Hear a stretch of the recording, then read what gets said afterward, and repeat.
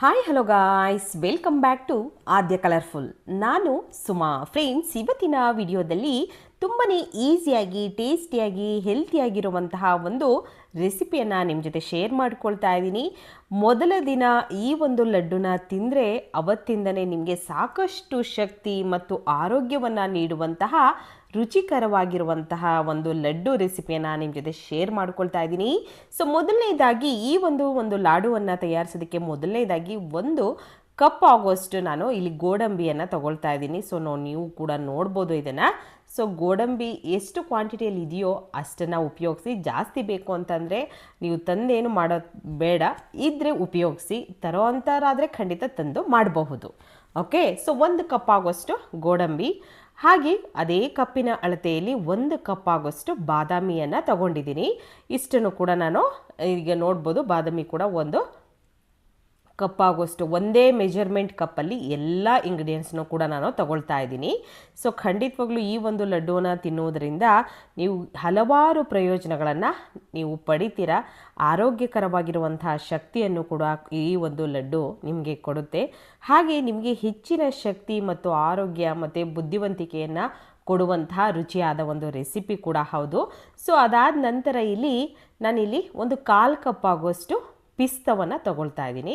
ಪಿಸ್ತಾ ಇದ್ದರೆ ಉಪಯೋಗಿಸಿ, ಇಲ್ಲ ಅಂತ ಅಂದರೆ ಸ್ಕಿಪ್ ಮಾಡಿ ಫ್ರೆಂಡ್ಸ್, ಏನೂ ತೊಂದರೆ ಇಲ್ಲ. ಸೊ ಫ್ರೆಂಡ್ಸ್, ನೀವ್ಯಾರಾದ್ರೂ ಫಸ್ಟ್ ಟೈಮ್ ನನ್ನ ಚಾನಲ್ಗೆ ವಿಸಿಟ್ ಮಾಡಿದರೆ ಪ್ಲೀಸ್ ಚಾನಲ್ನ ಸಬ್ಸ್ಕ್ರೈಬ್ ಮಾಡ್ಕೊಳ್ಳಿ, ಹಾಗೆ ಲೈಕ್ ಮಾಡಿ ಮತ್ತು ಹೆಚ್ಚೆಚ್ಚು ಶೇರ್ ಮಾಡೋದಂತೂ ಮರಿಬೇಡಿ. ಸೊ ಈಗ ನಾವು ತಗೊಂಡಿರೋಂಥ ಡ್ರೈ ಫ್ರೂಟ್ಸ್ನೆಲ್ಲದನ್ನು ಕೂಡ ನಾವು ಡ್ರೈ ರೋಸ್ಟ್ ಮಾಡ್ಕೋಬೇಕಾಗುತ್ತೆ. ಸೊ ಮೊದಲನೇದಾಗಿ ಗೋಡಂಬಿಯನ್ನು ತಗೊಂಡಿದ್ದೀನಿ. ಅದು ಕೂಡ ಸ್ವಲ್ಪ ಚೆನ್ನಾಗಿ ನಾವು ರೋಸ್ಟ್ ಮಾಡ್ಕೊಳ್ಳೋಣ. ಸ್ಟವ್ನ ನೋಡಿಕೊಂಡು ಲೋ ಫ್ಲೇಮಲ್ಲೇ ಇಟ್ಕೊಳ್ಳಿ. ಹೈ ಫ್ಲೇಮ್ ಮಾಡೋದ್ರಿಂದ ಬೇಗ ಕಪ್ಪಗಾಗುತ್ತೆ, ಆದರೆ ಒಳಗಡೆ ಚೆನ್ನಾಗಿ ರೋಸ್ಟ್ ಆಗಿರೋದಿಲ್ಲ. ಸೊ ಟೇಸ್ಟು ಕೂಡ ಚೆನ್ನಾಗಿ ಬರೋದಿಲ್ಲ. ಅದಕ್ಕೋಸ್ಕರ ಸೊ ಈ ರೀತಿಯಾಗಿ ರೋಸ್ಟನ್ನು ಮಾಡಿಕೊಂಡು ಇದನ್ನು ಕೂಡ ಆಗಿದೆ. ಇವಾಗ ಗೋಡಂಬಿ ಸ್ವಲ್ಪ ತಣ್ಣಗಾಗೋದಕ್ಕೆ ನಾವು ಬಿಡಬೇಕಾಗುತ್ತೆ. ಸೊ ಇದನ್ನು ಒಂದು ಪ್ಲೇಟಿಗೆ ಹಾಕಿ ಒಂದು ಸೈಡು ತೆಗೆದಿಟ್ಕೊಳ್ಳೋಣ. ಅದಾದ ನಂತರ ಇವಾಗ ನೋಡ್ಬೋದು, ಅದೇ ಒಂದು ಪ್ಯಾನಿಗೆ ಈಗ 1 ಕಪ್ ಆಗೋಷ್ಟು ನಾವು ಬಾದಾಮಿಯನ್ನು ತಗೊಂಡಿದ್ವಿ. ಸೊ ಬಾದಾಮಿಯನ್ನು ಕೂಡ ಇದಕ್ಕೆ ಸೇರಿಸ್ಕೊಳ್ತಾ ಇದ್ದೀನಿ. ಬಾದಾಮಿಯನ್ನು ಹಾಕಿ ಈಗ ಚೆನ್ನಾಗಿ ಇದನ್ನು ಕೂಡ ಡ್ರೈ ರೋಸ್ಟ್ ಮಾಡ್ಕೊಳ್ಳೋಣ.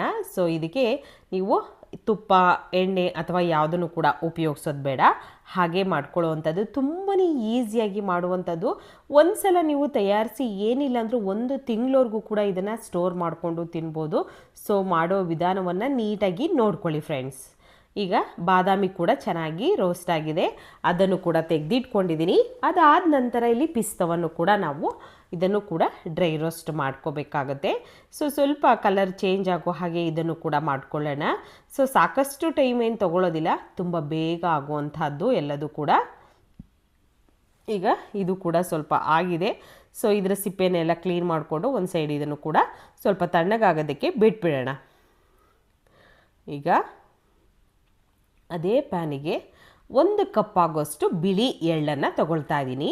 ಬಿಳಿ ಎಳ್ಳು ಇದ್ದರೆ ಉಪಯೋಗಿಸಿ, ಇಲ್ಲ ಕಪ್ಪು ಎಳ್ಳಿದ್ರೆ ಕಪ್ಪು ಎಳ್ಳನ್ನೇ ಉಪಯೋಗಿಸಿ ಫ್ರೆಂಡ್ಸ್.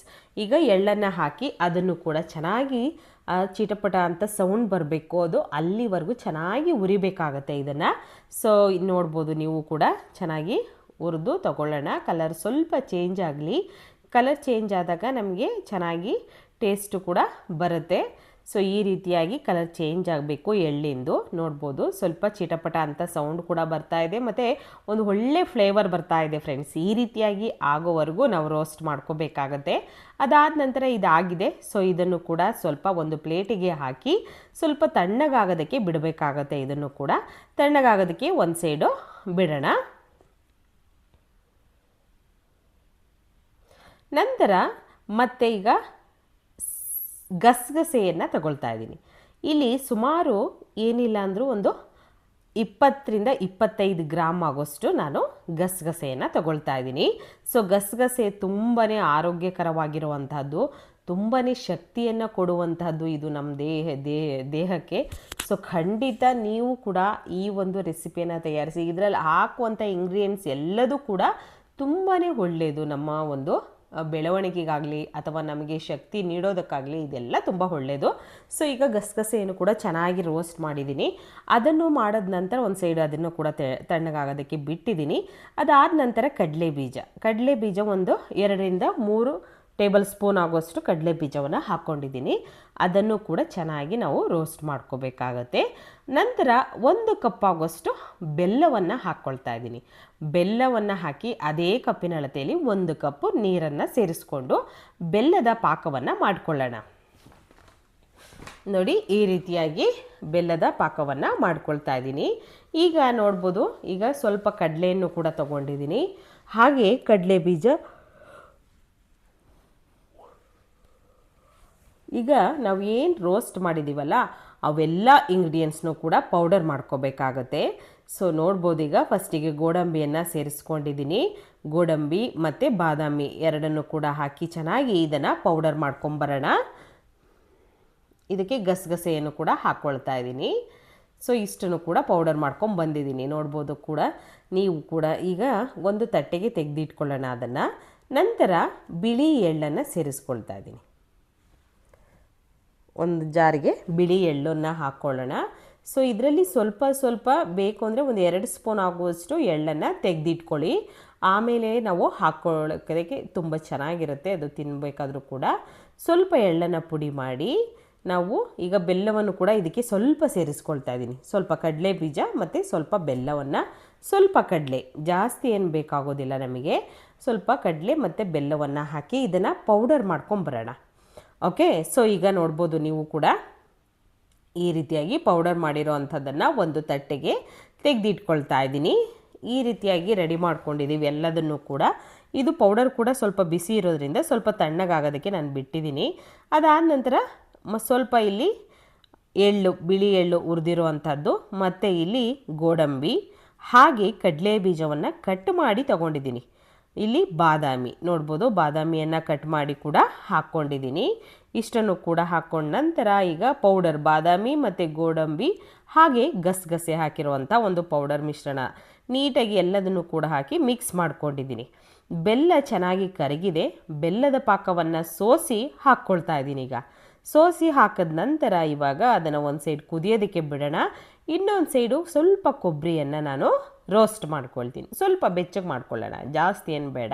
ಕೊಬ್ಬರಿಯನ್ನು ಸ್ವಲ್ಪ ರೋಸ್ಟ್ ಮಾಡ್ಕೊಳ್ತಾ ಇದ್ದೀನಿ. ಈ ರೀತಿಯಾಗಿ ನೋಡಿ, ಹೀಗೆ ಸ್ವಲ್ಪನೇ ಬೆಚ್ಚಗೆ ಮಾಡಿಕೊಂಡ್ರೆ ಸಾಕು, ಕಲರ್ ಚೇಂಜ್ ಆಗೋದೇನು ಬೇಡ. ಈಗ ಇದಕ್ಕೆ ಬೆಲ್ಲಕ್ಕೆ ನಾನು ಏಲಕ್ಕಿ ಪೌಡರ್ನ 1 ಸ್ಪೂನ್ ಹಾಕ್ಕೊಂಡಿದ್ದೀನಿ. ನಂತರ ಮಿಶ್ರಣ ಮಾಡಿರುವಂತಹ ಒಂದು ಡ್ರೈ ಫ್ರೂಟ್ಸ್ ಪೌಡರ್ನ ಹಾಕ್ಕೊಳ್ಳೋಣ. ಹಾಕಿ ಈಗ ಚೆನ್ನಾಗಿ ಮಿಕ್ಸ್ ಮಾಡ್ಕೊಳ್ಳೋಣ. ಸ್ವಲ್ಪನೂ ಕೂಡ ಗಂಟಾಗಬಾರ್ದು, ಆ ರೀತಿಯಾಗಿ ಮಿಕ್ಸ್ ಮಾಡಿಕೊಂಡು ತಗೋಬೇಕಾಗುತ್ತೆ. ಈಗ ಚೆನ್ನಾಗಿ ಮಿಕ್ಸ್ ಮಾಡ್ಕೊಂಡ ನಂತರ ನಮಗೆ ಪರ್ಫೆಕ್ಟ್ ಆಗಿರುವಂತಹ ಒಂದು ರುಚಿಯಾಗಿರುವಂತಹ ಒಂದು ಲಾಡು ರೆಡಿ ಆಗುತ್ತೆ. ಸೊ ಈಗ ಕೊಬ್ಬರಿ ತುರಿಯನ್ನು ಕೂಡ ಹಾಕ್ಕೊಂಡಿದ್ದೀನಿ. ಕೊಬ್ಬರಿ ತುರಿಯನ್ನು ಹಾಕಿದ ನಂತರ ಮಿಕ್ಸ್ ಮಾಡ್ಕೊಳ್ಳೋಣ. ಈ ರೀತಿಯಾಗಿ ಮಿಕ್ಸ್ ಮಾಡ್ಕೊಳ್ಳೋಣ. ಇಲ್ಲಿ ಒಂದು 2 ಸಲ ನಮಗೆ ತುಪ್ಪ ಬೇಕಾಗುತ್ತೆ ಫ್ರೆಂಡ್ಸ್.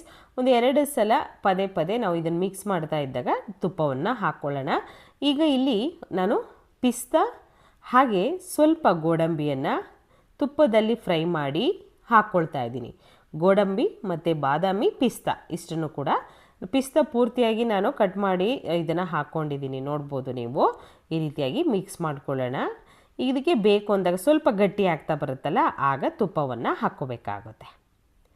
ಈ ರೀತಿಯಾಗಿ ತುಪ್ಪವನ್ನು ಹಾಕ್ಕೊಂಡು ಚೆನ್ನಾಗಿ ಇದನ್ನು ಮಿಕ್ಸ್ ಮಾಡಿಕೊಳ್ಳೋಣ. ಈ ರೀತಿಯಾಗಿ ತುಂಬ ಈಸಿಯಾಗಿರುವಂತಹ ಹೆಲ್ತಿಯಾಗಿರುವಂತಹ ಒಂದು ರೆಸಿಪಿ ಅಂತಲೇ ಹೇಳ್ಬೋದು ಇದನ್ನು. ಸೊ ನೀವು ಕೂಡ ಮನೆಯಲ್ಲಿ ತಯಾರಿಸಿ ಫ್ರೆಂಡ್ಸ್. ನಿಮಗೆ ಈಗ ಮಕ್ಕಳಿಗೆ ಏನಾದರೂ ತಿನ್ನೋಕ್ಕೆ ನಾವು ಆಚೆಯಿಂದ ತಂತಂದಂತೂ ಕೊಡ್ತಾನೆ ಇರ್ತೀವಿ. ಇದೇ ರೀತಿಯಾಗಿ ಮನೆಯಲ್ಲಿ ಹೆಲ್ತಿಯಾಗಿರುವಂತಹ ಒಂದು ರೆಸಿಪಿಯನ್ನು ತಯಾರಿಸಿ ಕೊಟ್ಟರೆ ಅವಕ್ಕೂ ಕೂಡ ತುಂಬ ಇಷ್ಟ ಆಗುತ್ತೆ, ನಮಗೂ ಕೂಡ ಮನಸ್ಸಿಗೆ ನೆಮ್ಮದಿ ಅನಿಸುತ್ತೆ. ಸೊ ಈಗ ಸ್ವಲ್ಪ ಕೈಗೆ ತಣ್ಣಗಾದ ಮೇಲೆ, ಪೂರ್ತಿ ತಣ್ಣಗಾಗಬೇಕು, ಅದಾದ ನಂತರ ಸ್ವಲ್ಪ ಕೈಗೆ ತುಪ್ಪವನ್ನು ಹಚ್ಕೊಳ್ತಾ ಇದ್ದೀನಿ. ಹಚ್ಚಿದ ನಂತರ ಇವಾಗ ಒಂದು ನಾವು ರವೆ ಉಂಡೆ ಮಾಡಬೇಕಾದ್ರೆ ಹೇಗೆ ಉಂಡೆ ಕಟ್ಕೊಳ್ತೀವಲ್ಲ, ಆ ರೀತಿಯಾಗಿ ಚಿಕ್ಕದಾಗಿರುವಂತಹ ಒಂದು ರವೆ ಉಂಡೆಗಳನ್ನು ಡ್ರೈ ಫ್ರೂಟ್ಸ್ ಉಂಡೆಗಳನ್ನು ಮಾಡಿಕೊಳ್ಳೋಣ. ಓಕೆ, ಸೊ ಮಾಡಿರುವಂತಹ ಒಂದು ಲಾಡುವನ್ನು ನಾನು ತಟ್ಟೆಗೆ ಸರ್ವ್ ಮಾಡ್ಕೊಳ್ತಾ ಇದ್ದೀನಿ. ಸೊ ಇದೇ ರೀತಿಯಾಗಿ ನೀವು ಕೂಡ ಮನೆಯಲ್ಲಿ ರುಚಿಯಾಗಿರುವಂತಹ ಹೆಲ್ತಿ ಲಾಡು ರೆಸಿಪಿಯನ್ನು ಒಂದ್ಸಲ ತಯಾರಿಸಿ ಈ ಒಂದು ಲಾಡು ತಿನ್ನೋದರಿಂದ ನಮ್ಮ ಮೂಳೆಗಳು ಕೂಡ ಕಬ್ಬಿಣದ ಹಾಗೆ ಗಟ್ಟಿ ಆಗುತ್ತೆ. ಖಂಡಿತ ತಯಾರಿಸಿ ತಿಂದು ಹೇಗಿತ್ತು ಅಂತ ತಪ್ಪದೆ ಕಾಮೆಂಟ್ ಸೆಕ್ಷನಲ್ಲಿ ತಿಳಿಸಿ. ಇವತ್ತಿನ ಈ ವಿಡಿಯೋನ ಇಲ್ಲಿ ಮುಗಿಸ್ತಾ ಇದ್ದೀನಿ. ಮತ್ತೆ ಇನ್ನೊಂದು ಹೊಸ ವಿಡಿಯೋ ಜೊತೆ ಬರ್ತೀನಿ. ಅಲ್ಲಿವರೆಗೂ take care, bye, see you.